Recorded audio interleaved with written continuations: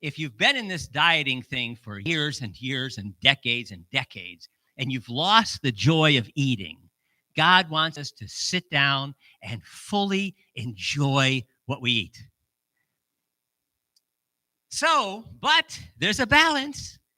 The righteous, Proverbs 13 says, the righteous has enough to satisfy his appetite. He doesn't give us half enough. He gives us as much as we need to be satisfied. And then, but the stomach of the wicked is in need. They don't get what they need. We do. And then on the other ditch, some people live for food. Have you found, honey, eat only what you need, that you not eat in excess and vomit it up? Do you remember the movie Super Size Me? He would go to Super Size Me.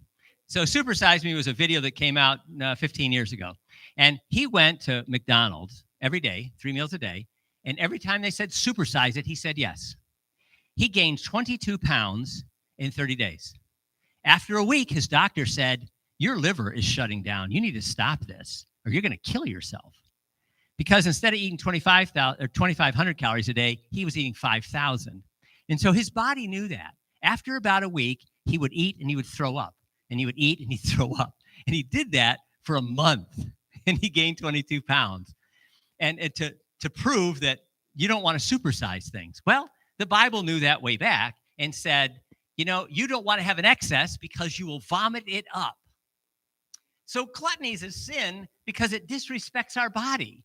If we just keep eating and eating according to the flesh, the old nature that just wants to keep eating, well, gluttony is against the body. Proverbs 23:20 says, do not be a heavy drinker of wine or a gluttonous eater of meat. Yeah, he wants us to eat, to enjoy it, but don't overdo it. It's very clear what the scripture says. The heavy drinker and the glutton will come to poverty, drowsiness, they'll be clothed with rags. Okay. All right, so here we have a balance. We need to eat the right amount.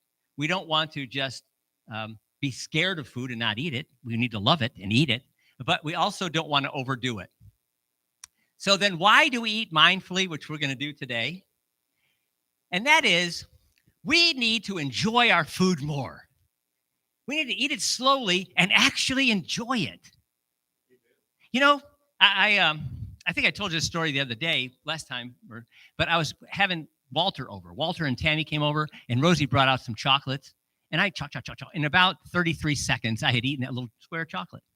I noticed him just going, oh, that's so good. That is so wonderful. And he's over there. And then it made me mad because he was enjoying it for 10 minutes. And I lasted for 33 seconds. And so then I had Rosie bring out 4 more chocolates. And we ate it again. And I practiced that. I wasn't thinking about enjoying what I was eating. So what will mindful eating, being mindful of what we're eating, what will it do? It makes us enjoy it more. And the second thing, it slows us down and we actually eat less.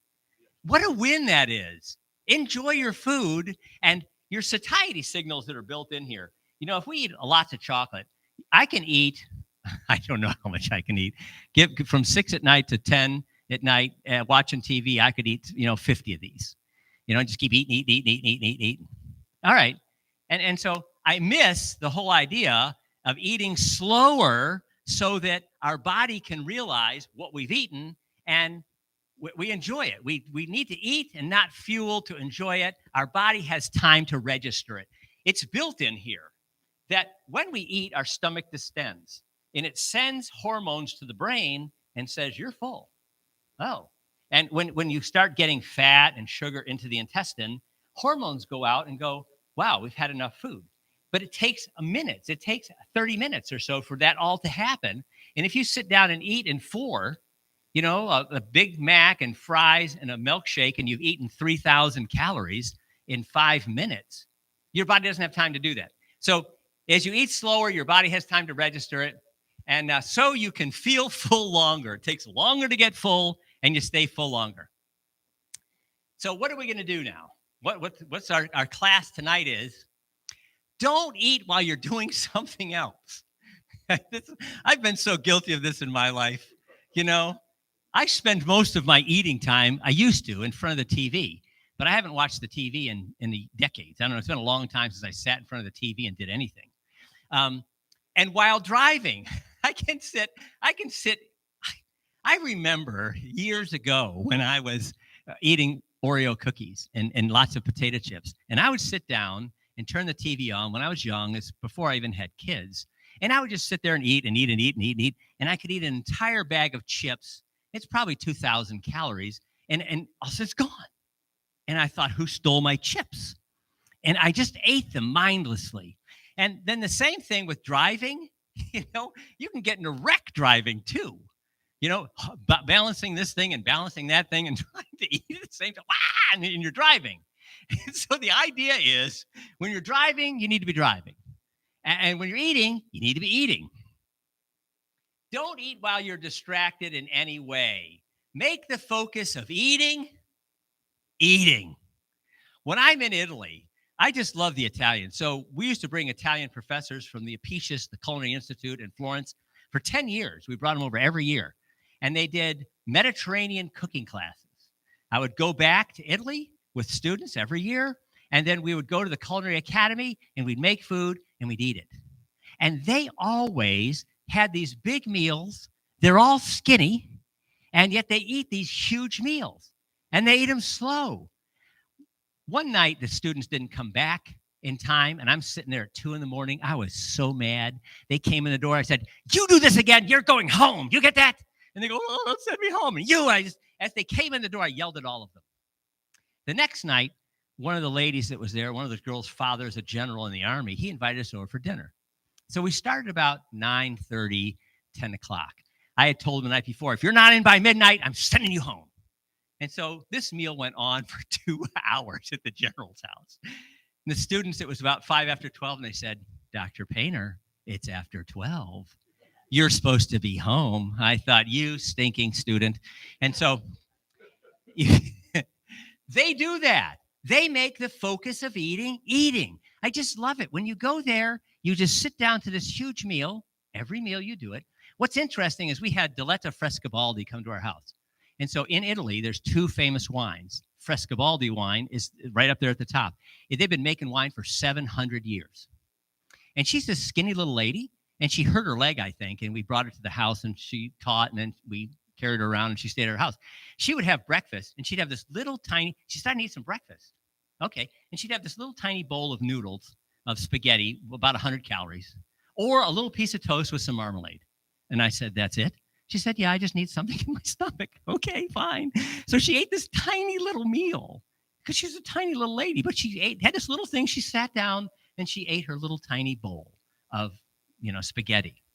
So make food the focus of eating when you're eating. Never make it a secondary activity, which is what we do all the time. Think before you eat. That's the session of this. That's the main point of this session tonight is think before you eat. And we're going to talk about that now, and now we're going to do it. I was sitting with a friend, one of the professors, and he said, "Your students are vulgar." And I said, "What?" He said, "Just look at him." I said, I'm thinking to myself, he's eating a piece of watermelon. And he said, "See that?" And I'm trying to figure out what is the student doing wrong? And he said, "He's walking and eating." And I'm thinking to myself, okay, I walk and eat all the time. He said, "That is so crude and so rude. You always sit when you eat." And then I noticed it. They have these coffee shops all over the place. They'll go in there, they'll order a coffee, they have a bar there, they sit down on a little stool, and they sip their coffee for 4 minutes, and they get up and they go. But they don't walk around drinking coffee. I thought, man, that's all we do. People go into Starbucks and get a cup of coffee and just walk around, drive around, and they're drinking coffee all the time. And they're always moving. And I thought, what a great idea. Sit down, be still, and eat. Or drink your coffee and take the time to do it. Take 5 minutes, take 10 minutes. Sit down and do it. So I thought it was so funny when he said that. I'm looking at my student thinking, what's he doing wrong?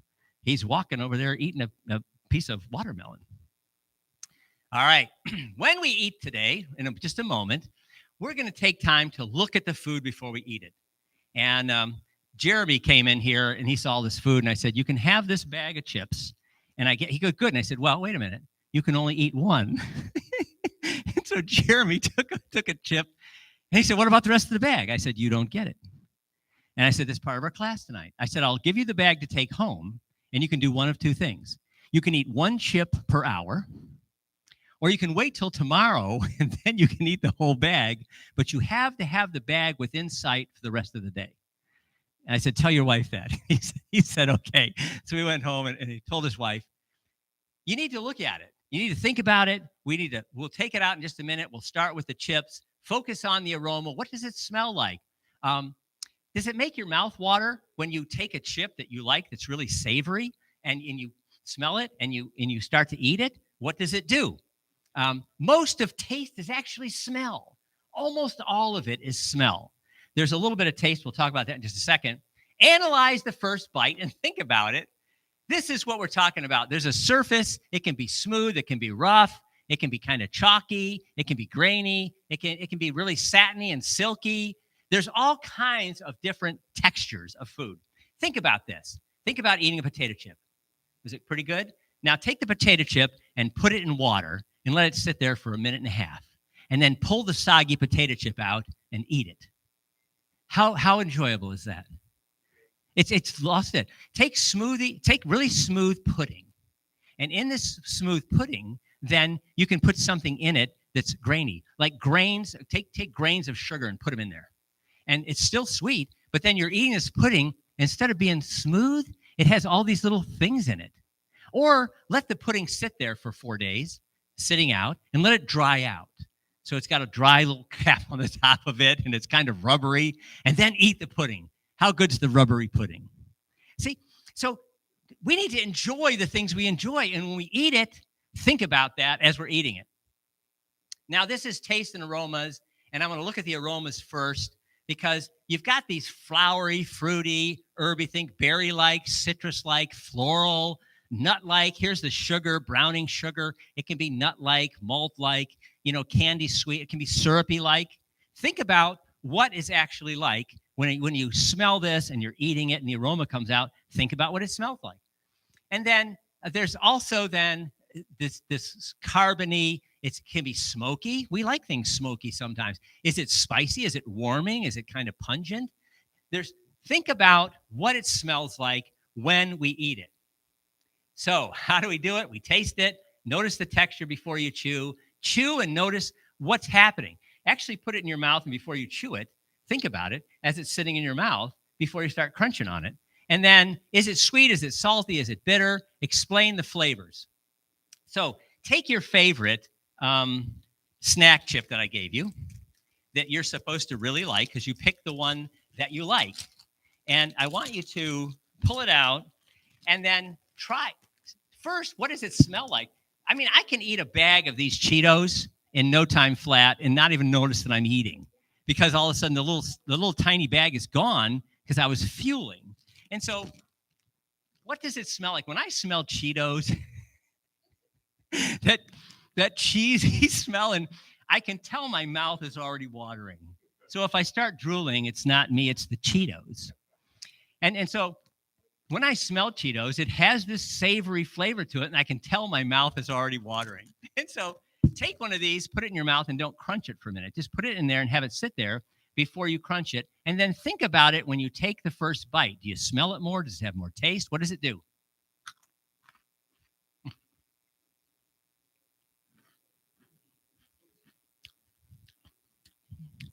Pastor, you only get one of each.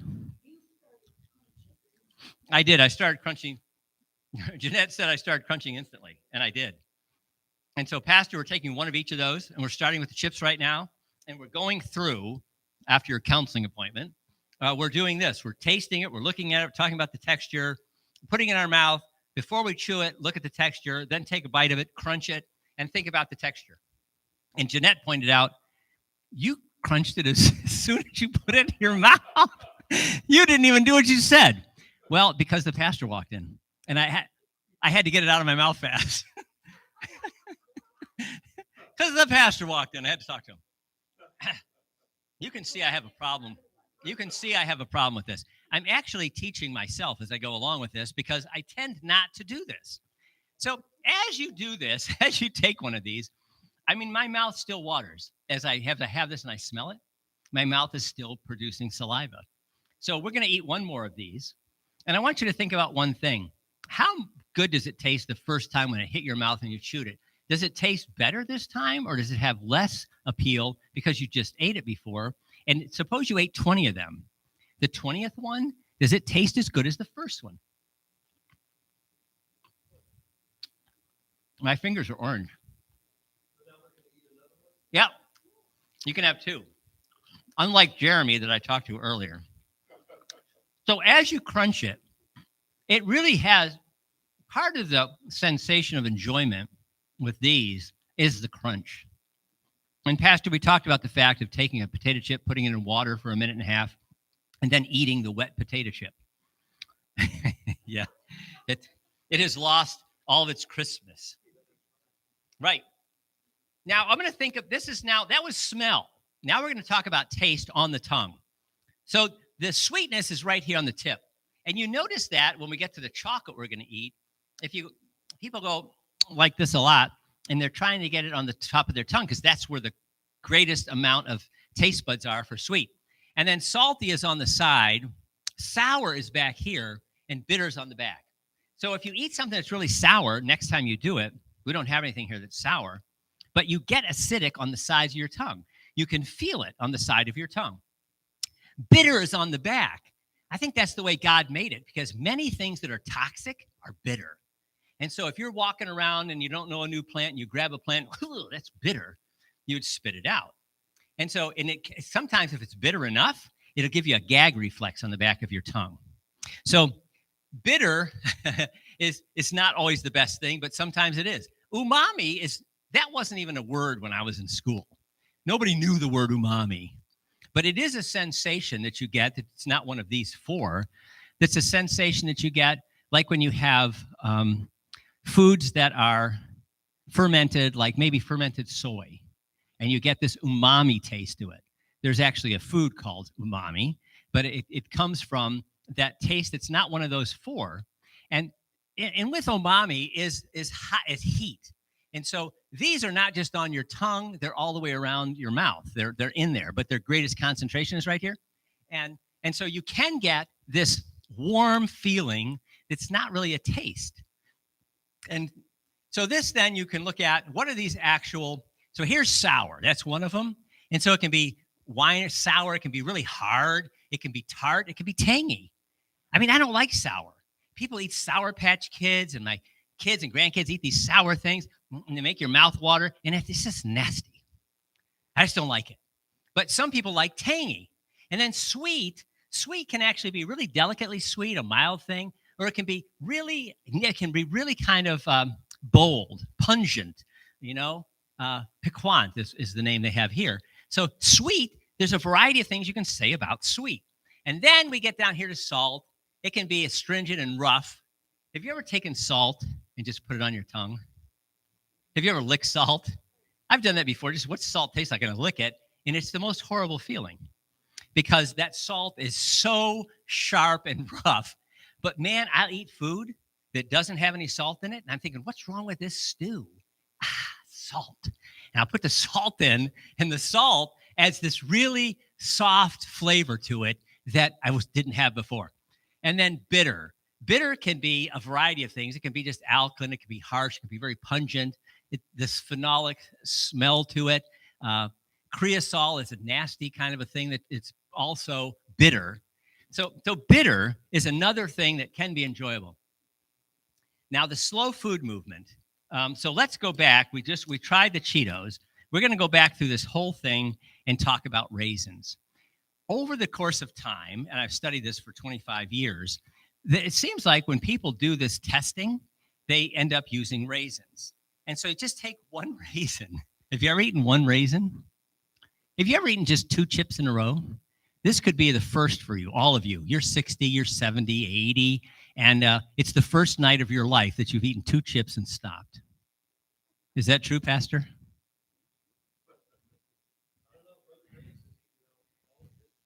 He didn't eat all his chips. No, he didn't. He's following rules. I'm watching him. He hasn't done that. So take a raisin and smell it.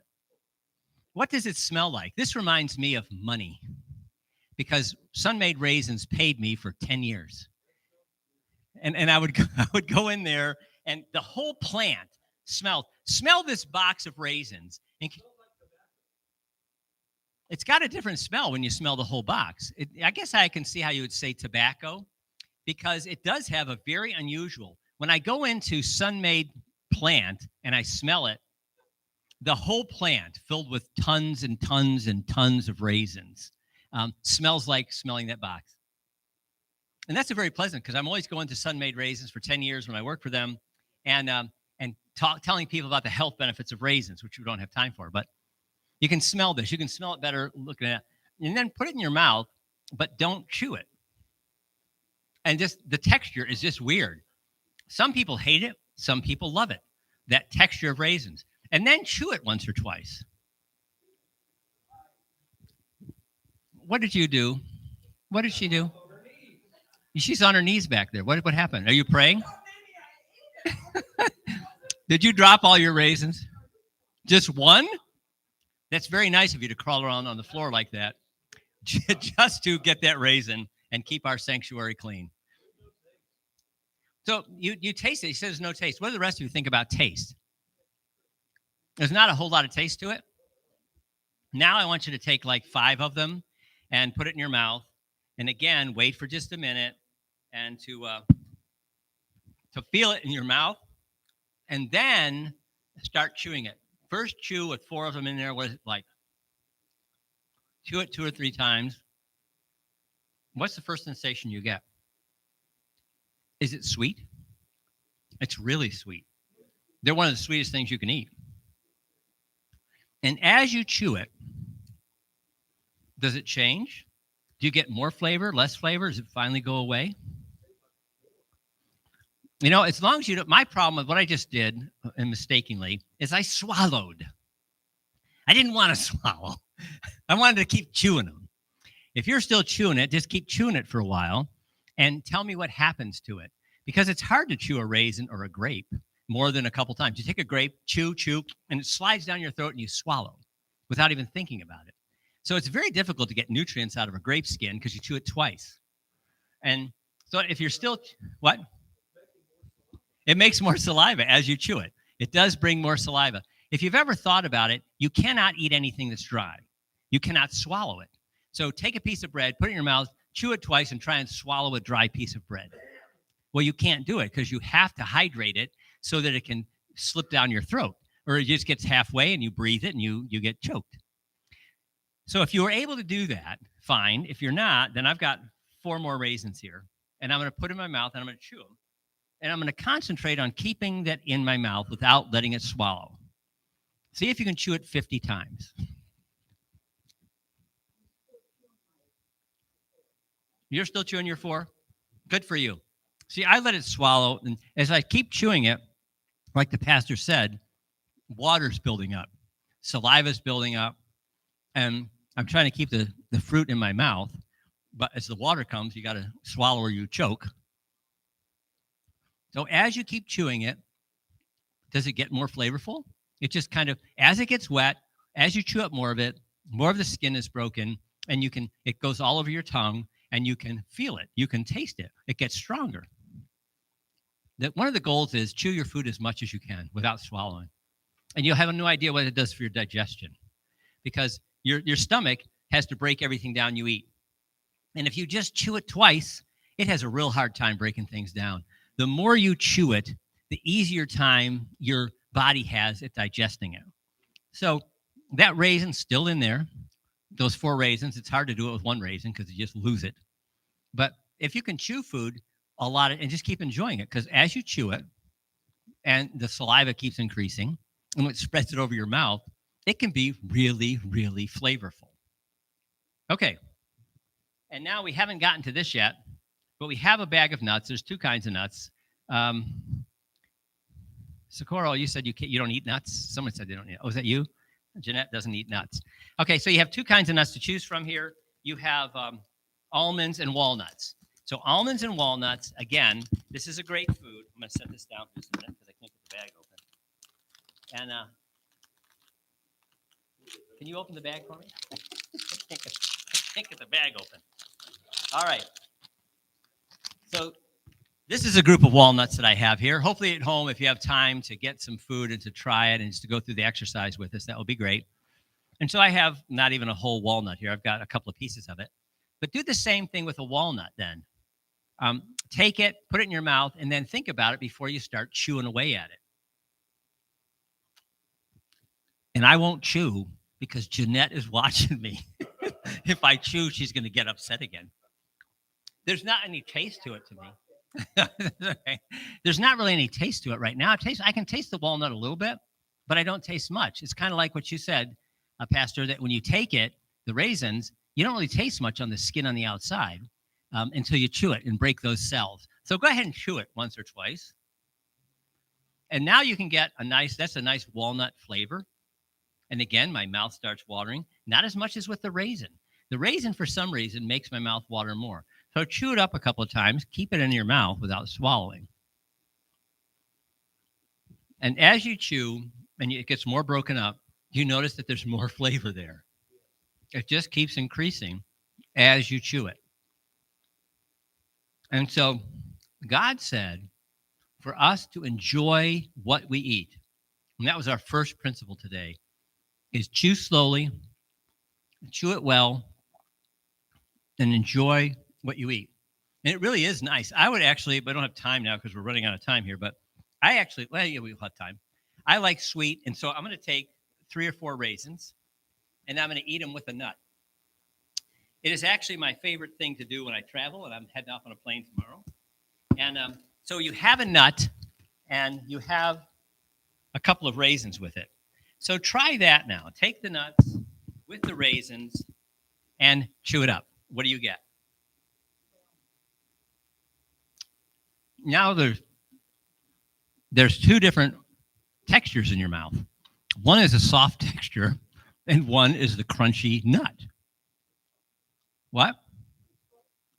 Unsalted? Is this salted? Nope, they're unsalted.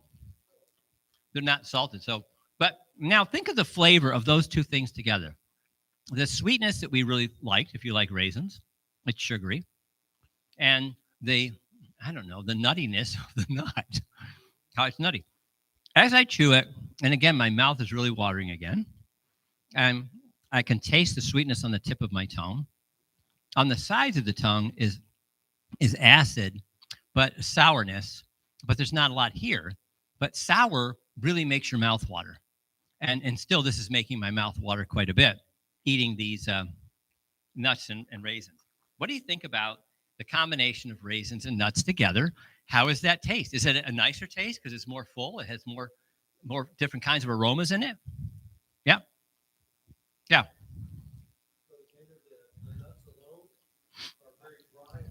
Yeah. Right. So he's saying that the nuts are very dry, and when you have the raisins in there, you don't have to hydrate. It hydrates itself with the raisins and the nuts. And so I agree with that. Now what we're going to do is eat a candy kiss. I only gave you 2, unless Manuel has been stealing more back there. A candy kiss. Again, I can chew this candy kiss up. I would demonstrate it, but there's no need. I can chew it up, and it can be gone in 15 seconds, maybe a little bit longer. But if I don't chew it and I let it melt in my mouth, it will last for minutes. So take this, put it in your mouth without chewing it. Can you get some of the chocolatey flavor already? Yeah. It's chocolatey. And what I like about these is, so it's starting to melt in my mouth a little bit. It's creamy. It's very smooth. We just ate nuts and we ate chips that were hard and crunchy. And there's nothing crunchy about this but lovely, smooth chocolate. The other thing I can do is keep it on my tongue, and then it gets all of that sensation. If I take it off my tongue and put it to the side, and then the saliva goes over my tongue and kind of clears it out. And then when I put it back on my tongue and I lick it again, you get that same full chocolatey flavor out of it. And so I have eaten more candy kisses in my life, and I have chewed them. I'd say 97% of the time in my life, from the time I was a kid, eating a candy kiss, I would chew it. And only recently, well, I don't eat candy kisses much anymore anyway, but the longer I have it in my mouth, the more it melts, the more it coats my tongue, and the more of that wonderful chocolatey flavor. Think of how much more enjoyment you get out of something if you let it just melt in your mouth. I could eat a bunch of those, but I won't. Okay. I'm going to chew it now because I want to get rid of it. We're going to talk about this idea of a slow food movement. It has been around a lot in the literature for the past 20 years or so, but it's been happening in Italy from the beginning. Enjoyment diminishes over time. So you eat something and it's good. Now, if I keep eating candy kiss after candy kiss after candy kiss, that second one wasn't as great as the first one. And you can imagine you've done this before. I eat a whole bag of them. By the time I'm to the 6th, 10th, 15th, 50th, candy kiss, I keep eating it, but it doesn't have that same enjoyment. So one of the things you can chew, it diminishes over time. So eat little bits, let your body acclimate, and then have it again later, and you enjoy it more. Intensity, flavor diminishes over time. Compare the first bite when you eat something to the second bite, third bite, and pay attention then to satiety signals. If we eat slow enough and we let our body register it, then we can end up feeling full, satisfied, happy, and you just ate a great meal, and you didn't eat as much as you would have if you had just fueled. So at the end of a meal, are you still hungry, or are you just cleaning your plate? Because we're Americans. And we were taught the Chinese are starving, but they're not starving anymore. They're taking over the world, and their economy is passing ours. So you don't have to worry about the starving children in China. It's amazing how many people I talk to, all over different kinds of people in America, we all have the same story. I remember my mother, finish her plate. Think about the starving children in China. And I'm thinking, what does that mean? They're not going to get this anyway. It's going into the trash. But we all got that story. So we get this idea we need to finish our plates. I think it comes from our parents that are coming out of the war years, or coming back even before that in the 30s of the crash, and people had nothing. I was at Oral Roberts University Village Retirement Center for many years, and we had one of our wealthiest guys. This guy just was filthy rich, and he had tons of money, and went into his house one time, and because there was a bug problem. And we went in there, and he had little tiny jellies that he'd been saving from his breakfasts and lunches, and he had hundreds of them in his cabinet, and they were leaking. And the roaches and the ants are eating it up, and there's bugs all over the place. And I thought, why is he doing that? Well, he went through the Depression, and so he's saving up. But my answer to you right now is you don't need to finish your plate and clean it. This is just interesting things to do. Set your fork down between each meal. You take a bite and you set it down, and you concentrate on chewing and eating. And then don't chew as fast as possible. Chew it slow and enjoy it. Chew your food thoroughly, like we were just talking about. Try chewing things as you go, as you're eating and you're enjoying it, you really like it. Chew it a lot of times, because when I'm really hungry, I start eat, I'll chew, and I swallow. Well, then I lose out on the benefits. Enjoy the taste, texture, and aroma. Don't wash it down. When I'm in a real hurry and I just need to eat fast, then I eat something and my sandwich isn't wet enough to swallow. So I drink something with it, get it all mixed up, and I swallow it. So give your body a chance to hydrate it with its own saliva, and do not flush food down with water. I mean, I see people eat.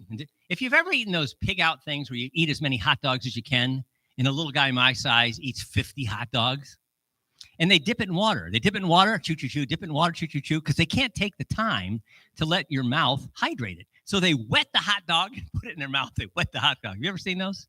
Nobody watches those but me. I have seen those before. So don't wash it down. So here's your to-do list for today. And next week, the main point of our discussion is going to be this verse. So whatever you eat, whatever you drink, whatever you do all to the glory of God. And that's next week's lesson. We're going to talk about not just mindfulness, but we're going to talk about when we start eating, what are we thinking about? Are we thinking about us, our body, I'm hungry. I want stuff. I want this. We're going to start practicing that scripture next week. Do all to the glory of God. Make a decision to focus on eating. Don't eat while you're doing another activity. Pay attention to the internal feelings of satiety. Stop when you're full and don't finish your plate. Leave some food if necessary. And eat less and enjoy more. Now, this is really the first lesson. We have still not talked about dieting. I haven't told you not to eat anything. I've not told you to eat less. I've not told you to cut anything out. None of that. Because those things can work, and I know people that have done it. But generally, that stuff ends. And if we have to learn how to eat, change the dining environment, and now we've talked about tonight how to enjoy our food more and eat it slower.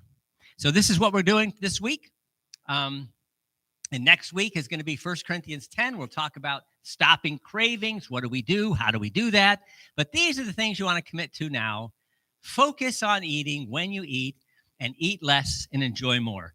Any questions before we stop tonight? Now, you have a bag of chips, and you're welcome to take it home. But like I told Jeremy earlier, you have to eat it slow. You can do a couple of things with it. If you actually wanted to sit down with this and eat a chip every 30 seconds or every minute, and just eat it and then wait, and then slow it down and see how long a bag of chips would last. Or just eat a couple of chips and then wait an hour and eat some. But use it as a way to think about enjoying what it is longer, and eating less of it in the meantime. Same thing with nuts. I mean, my favorite things, like I said, when I travel, I take dry fruit and nuts together with me in a bag, and that's what I snack on.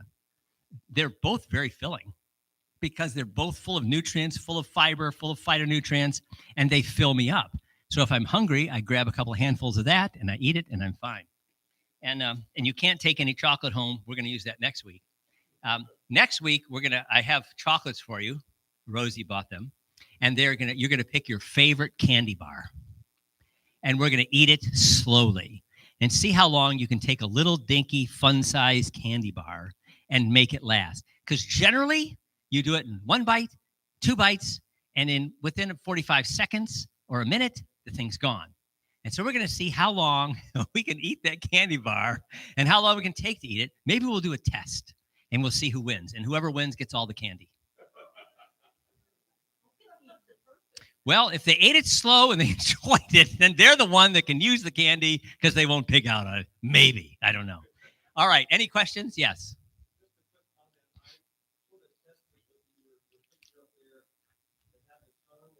You tested the picture? Okay.